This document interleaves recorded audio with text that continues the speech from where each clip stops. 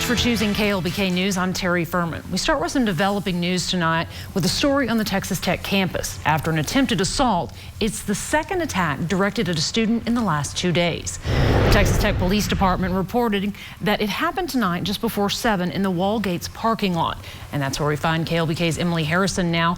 Emily, this attack sounds very similar to the one that happened on Sunday.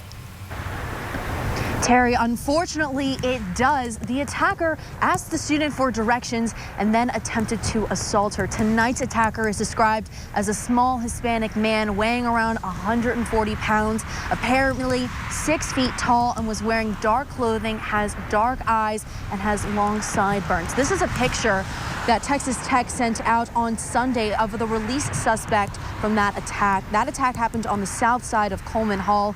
In a statement tonight, officials on campus said, quote, Texas Tech's police are conducting investigations into both incidents. It's uncertain at this time if the two are related. Texas Tech Police and Lubbock Police Department have an increased patrol presence around campus. Texas Tech encourages the campus community to be aware of your surroundings and report any suspicious behavior by calling 911. Now, if you know anything about either one of these attacks, you're encouraged to call Texas Tech Police Department. That number is there on your screen, or call Crime Line at 741-1000. Reporting at Texas Tech, I'm Emily Harrison, KLBK News. Thanks, Emily. Well, people living in North and East Lubbock are filing a formal complaint against the city, claiming unfair housing practices are impacting their lives. KLBK's Brenda Lipinski takes a look at how Texas organizations dedicated to legislative equality are helping these residents tell the city of Lubbock what they want, and that is to have the industrial plants moved from their residential areas. But you see it, you can smell it, it's here. So listen to what we have to say. We are also part of this great city. People living in North and East Lubbock are calling for change. I'm here because of the problem that we have in Chapman Hill. There is a business there, all mill. She says the plant is an environmental hazard and causes problems in the air. I had been out of town for about a week, and when I came back, it was a film of grease on the windshield, and I was like, what in the world is this? And it was from the oil mill. Residents say they're filing the complaint because the industrial concerns have caused health problems for residents in the area. But I never really thought about it affecting me until I went to the doctor and they told me I had COPD. And I've never smoked, so there was really not a major cause for me to have this. My mother passed away and she had COPD. Some of that is because of the factories that are in this area. She lived here in this neighborhood most of her life as well. People living in the affected area have educated themselves with the help of Texas Housers about how zoning issues can impact property value for homeowners. The zoning decisions that the city makes really tells you how the city values certain neighborhoods. And if you protect one area of town with residential uses and you're putting a lot of nice commercial like retail stores in that area based on your zoning, but another area gets saddled with these industries, that tells you the values of the city. Brenda Lipinski, KLBK. The new county medical examiner says his office is getting back on track, but they're still recovering from the NAGS shakeup. Dr. John Lang announcing today the ME's office has erased a pre-NAG backlog from 2013 to 2017.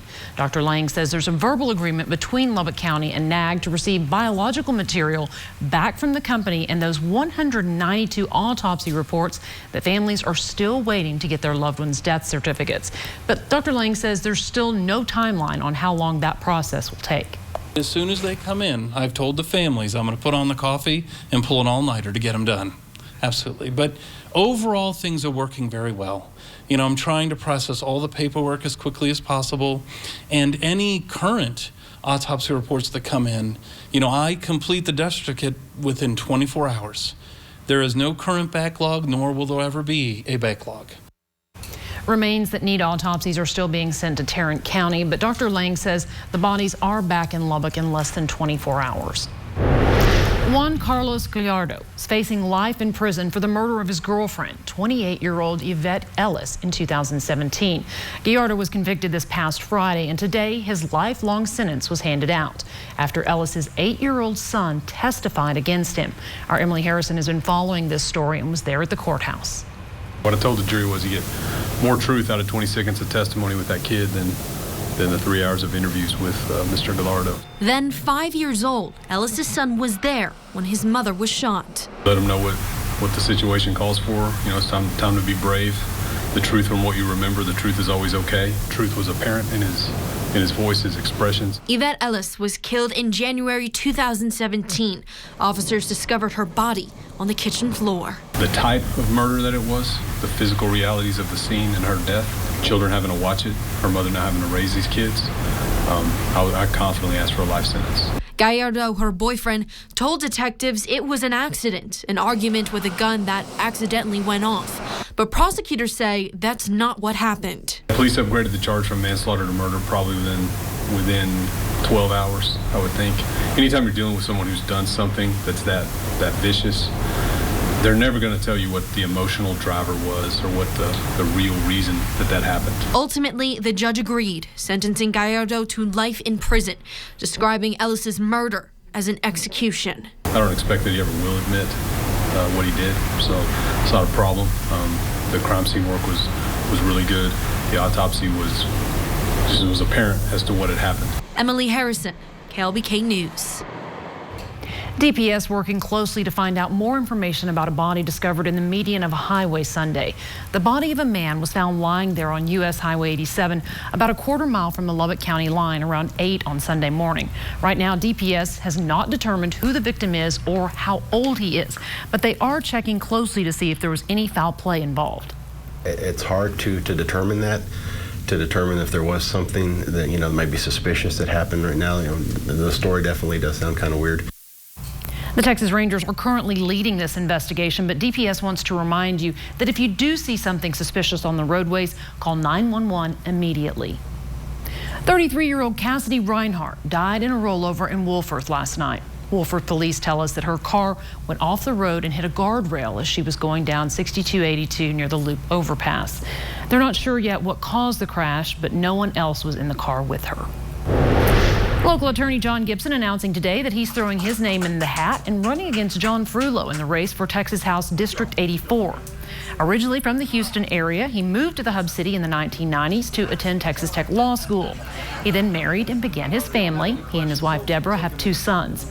Now, because he is running for state representative, he also announcing today that he will be stepping down as the chair of the Democratic Party here in town.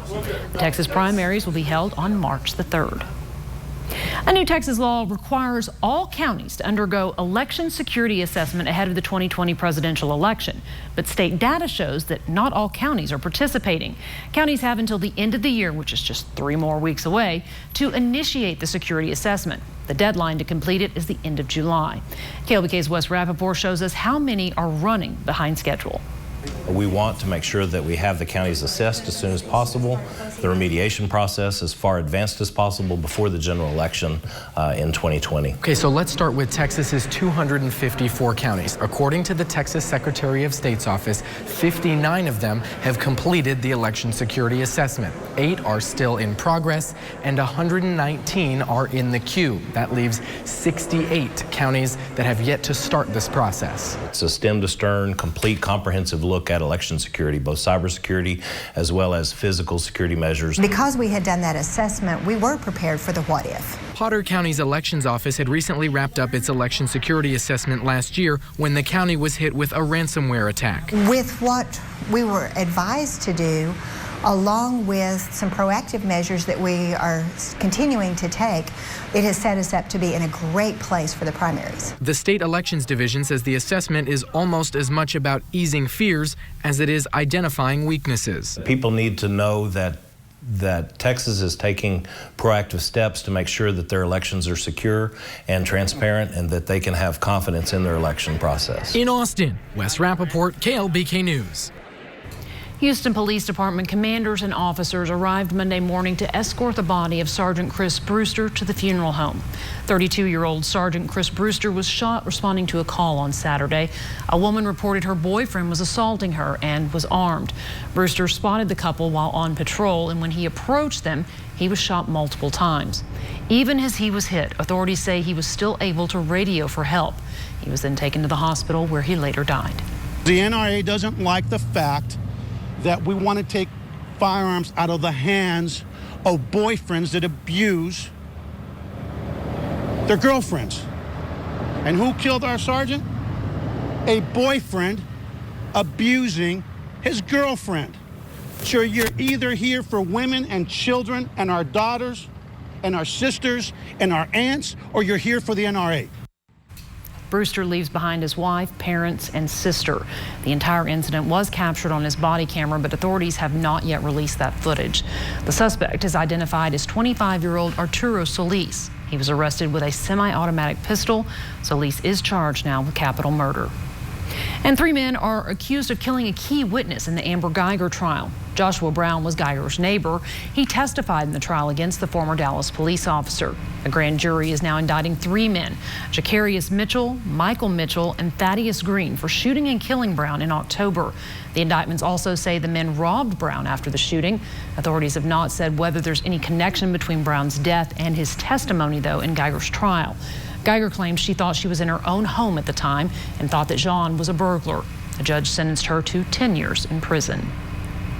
A warning for anyone who does business online. A classic car seller was duped out of tens of thousands of dollars. The scam was so convincing, even the bank and police thought it was real. Maria Guerrero has the story. This classic beauty, a 1969 Camaro SS, has turned into a costly lesson for David Harmon. You know, that's what happens when you trust people, I guess. The Abilene man is sharing his story in hopes someone will recognize his car and learn from the scam that duped him in mid-November. Just be careful.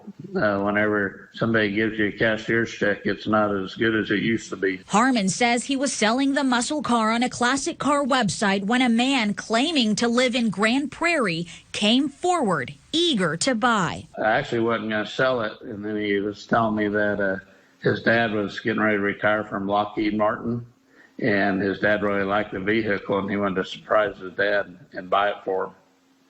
And then he offered me what I was asking for it, so I said, sure. Harmon drove from Abilene to a public location in nearby Clyde, where he says the man handed him this cashier's check for $54,000. So he handed over the keys and title to his car like he's done with previous sales. But days later, he got a notice from his bank. It said the $54,000 cashier's check was fraudulent. A fake, and one that all buyers should be aware of, according to police. The police officer there in Clyde, he said with the new printers that they can make cashier's checks look real, because when he saw my check and the bank saw the check, they thought it was real too until they ran the number. Grand Prairie police aren't involved in this investigation, but have seen the same crime from time to time. Always question, am I doing this safely? Do I believe this individual? Are they asking me the right questions? Do they really want my item? The loss has left Harmon feeling irritated, but hopeful the classic car will turn up. To others, he says, beware. Just don't let go of your property.